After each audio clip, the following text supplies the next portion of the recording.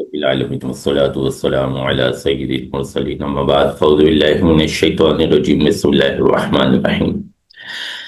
اسلام میں جہاں بھی دو لوگوں کا آپس میں تعلق ہوتا ہے تو ان کے دو طرفہ حقوق کا خیال رکھا جاتا ہے، دو طرفہ حقوق بیان کیے جاتے ہیں۔ عمومی طور پہ لوگ یک طرفہ حقوق کو یاد رکھتے ہیں۔ اگر میں باپ ہوں تو مجھے باپ کے حقوق یاد ہوں گے، بچوں کے حقوق پر میری توجہ نہیں ہوگی۔ اگر میں بچہ ہوں تو مجھے بچوں کے حقوق یاد ہوں گے، والدین کے حقوق کی طرف میری توجہ نہیں ہوگی۔ اگر میں سیٹھ ہوں یا عہدیدار ہوں تو مجھے اپنے حقوق معلوم ہوں گے، اپنے ماتحتوں کے اور اپنے ملازمین کے حقوق سے میں بے بہرا ہوں گا۔ اسی طرح اگر ملازم ہوں یا ماتحت ہوں تو پھر ملازم اور ماتحت کے حقوق پر میری توجہ ہوگی۔ باقی جو عہدیدار ہیں، جو سیٹھ ہیں، اس کے حقوق سے بے بہرا ہوں گا۔ تو یہ انتہائی غلط صورتحال ہے۔ جب بھی دو لوگوں کا آپس میں تعلق ہوتا ہے تو حقوق دو طرفہ ہوتے ہیں، یہ 100% بات ہے۔ ایسا نہیں ہو سکتا کہ چچا کے تو بھتیجے پر حقوق ہوں لیکن بھتیجے کے چچا پر کوئی حقوق نہ ہوں۔ ایسا نہیں ہو سکتا کہ ماں کے تو بیٹی پر حقوق ہوں لیکن بیٹی کے ماں پر کوئی حقوق نہ ہوں۔ بہو پر ساس کے حقوق ہوں لیکن ساس پر بہو کے کوئی حقوق نہ ہوں۔ تو اس حوالے سے ہمیں اسلام نے مختلف پہلوؤں سے رہنمائی کی۔ ابھی میرا ٹاپک اتنا زیادہ طویل نہیں ہے، میں تمام حقوق پہ بات نہیں کر سکتا اس وقت ایک مخصوص حدیث مبارکہ پر بات کرنی ہے کہ بعض اوقات ملازموں سے، اپنے ماتحتوں سے بدسلوکی جو ہوتی ہے وہ اللہ اور اس کے رسول عز و جل و صلی اللہ علیہ وسلم کی ناراضگی کا باعث بن جاتی ہے۔ ہمیں ایسا لگتا ہے کہ یہ تو ہمارا ماتحت ہے، یہ تو ہمارا نیچے کام کرنے والا ہے، تو اس کے ساتھ ہم جو بھی کر لیں، جس طرح کا بھی سلوک کر لیں، جس طرح کا بھی برتاؤ کر لیں، تو اس نے تو کچھ کہنا نہیں ہے، اسے تو کوئی فرق پڑنا نہیں ہے۔ تو لہٰذا ہم جو سمجھ آتا ہے، جو ہمارے بس میں ہوتا ہے، ہم سخت سے سخت قوانین بھی بناتے ہیں، سخت سے سخت اس کے لیے رولز رکھتے ہیں، اور پھر اس کو بلا وجہ زد و کوب بھی کرتے ہیں۔ حالانکہ وہاں پہ اگر شرعاً دیکھا جائے تو ہمارے پاس اجازت نہیں ہوتی کہ ہم اس کے ساتھ اس طرح کا لہجہ، اس طرح کا رویہ اختیار کریں۔ چنانچہ اس حوالے سے حدیث مبارکہ میں ہماری رہنمائی کی گئی۔ حضرت معرور رحمۃ اللہ تعالی علیہ فرماتے ہیں کہ میں، بخاری شریف کی حدیث مبارکہ ہے، حضرت معرور رضی اللہ تعالیٰ عنہ فرماتے ہیں کہ میں ابو ذر رضی اللہ تعالیٰ عنہ سے مقام ربضہ میں ملا، تو میں نے دیکھا کہ ابو ذر رضی اللہ تعالیٰ عنہ ایک جوڑا پہنے ہوئے ہیں اور آپ کا غلام بھی وہی جوڑا پہنے ہوئے ہے۔ میں نے وجہ پوچھی کہ آپ نے وہی جوڑا جو آپ نے پہنا ہے اپنے غلام کو بھی پہنایا ہے؟ تو حضرت ابو ذر رضی اللہ تعالیٰ عنہ نے فرمایا کہ میں نے ایک شخص یعنی غلام کو برا بھلا کہا، اس کی ماں کے ذریعے اس کو عیب لگایا، ماں کی اس کو تہمت دی۔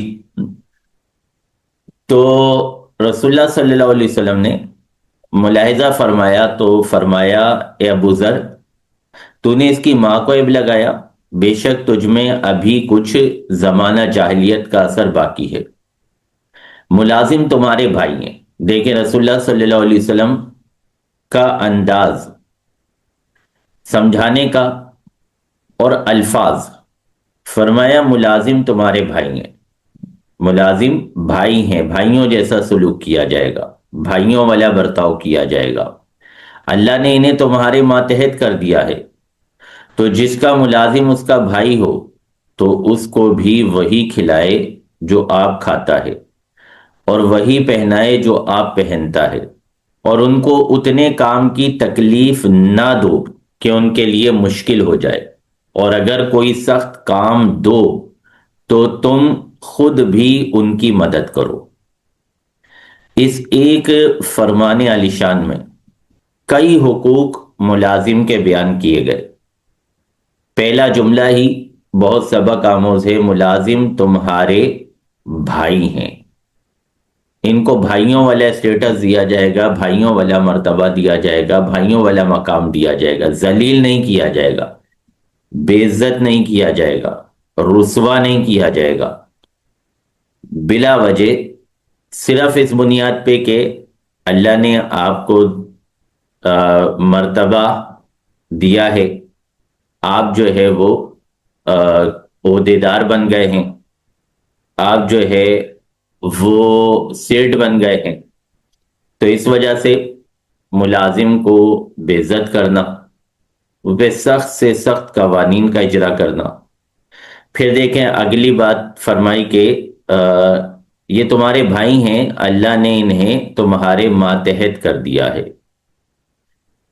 پھر طریقہ کار بیان فرمایا، ایک تو حیثیت بیان کر دی کہ ان کی حیثیت کیا ہے، پھر طریقہ کار بیان فرمایا کہ جس کا ملازم اس کا بھائی ہو، یعنی اسی دین سے تعلق رکھنے والا ہو، اسی معاشرے سے تعلق رکھنے والا ہو، بھائی ہو، تو اس کو وہ کھلائے جو خود کھاتا ہے، اس کو وہ پہنائے جو خود پہنتا ہے، اس کا بجٹ اس انداز میں طے کرے کہ جس انداز میں اس کے اپنے گھر کا بجٹ چلتا ہے۔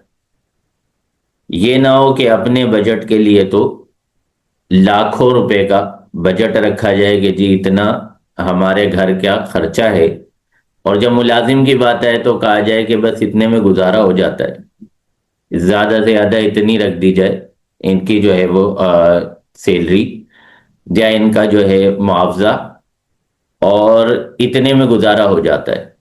خود گزارا کر کے نہیں دکھایا جاتا اتنے میں، لیکن اس کا گزارا ہو جاتا ہے۔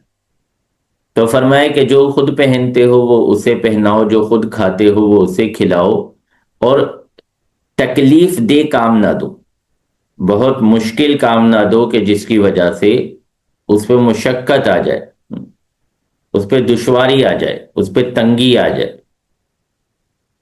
اور اگر بالفرض کوئی سخت کام دے دو، اگر کوئی ضرورت ہے، کوئی محنت والا کام دینا پڑ رہا ہے، مزدوری والا کام دینا پڑ رہا ہے، تو پھر ان کی مدد بھی کرو، ان کی معاونت بھی کرو۔ تو حدیث مبارکہ میں رسول اللہ صلی اللہ علیہ وسلم نے ایک تو ناراضگی کا اظہار فرمایا، ابو ذر رضی اللہ تعالیٰ عنہ کو سامنے رکھ کے، اور ظاہر ہے یہ سب کے لیے ہی ایک تعلیم تھی، کس بات پر کہ ابو ذر رضی اللہ تعالیٰ عنہ نے اپنے غلام کو برا کہا تھا، اور دوسرا جو ہے ان کو پھر تعلیم دی، ان کو سمجھایا کہ غلاموں کے ساتھ سلوک کیسا کرنا ہے، برتاؤ کیسا کرنا ہے۔ اچھا، یہ اس زمانے کی بات ہے جس زمانے میں غلام ہوا کرتے تھے، اب تو غلاموں کا دور بھی نہیں ہے۔ غلام تو وہ ہوتے تھے جن کو خرید لیا جاتا تھا، اور خرید کر پھر ان سے اپنی خدمت کروائی جاتی تھی۔ ابھی تو فی زمانہ دیکھا جائے تو غلاموں کا دور بھی نہیں ہے، اب تو نوکر ہوتے ہیں، اب تو ملازم ہوتے ہیں۔ تو ملازم کا اسٹیٹس ویسے بھی غلام سے بڑھ کر ہوتا ہے، کیونکہ ملازم جو ہے وہ بیسیکلی آزاد شخص ہوتا ہے، اور آزاد شخص کے حقوق غلام کے حقوق سے زیادہ ہوتے۔ اللہ تبارک و تعالیٰ سے دعا ہے ہمیں احادیث کریمہ پر عمل کرنے کی توفیق عطا فرمائے، آمین ثم آمین بجاہ النبی الامین صلی اللہ علیہ وسلم۔ چینل پر مزید آپ اسی طرح کی احادیث کریمہ اور رسول اللہ صلی اللہ علیہ وسلم کے فرامین کو سمجھنا چاہتے ہیں تو سبسکرائب کر لیں، تاکہ آپ کو نوٹیفیکیشن آتا رہے، پتہ چلتا رہے کہ کس موضوع پر نئی ویڈیو بنائی گئی ہے۔ ہو سکتا ہے کہ اس سے کوئی چیز آپ کے متعلق ہو، آپ کو اس میں کوئی ایسی چیز مل جائے جو معاشرے کی بہتری کا سبب بن جائے۔ اللہ تبارک و تعالی ہمیں آسانیاں عطا فرمائے، آمین ثم آمین بجاہ النبی الامین صلی اللہ علیہ وسلم۔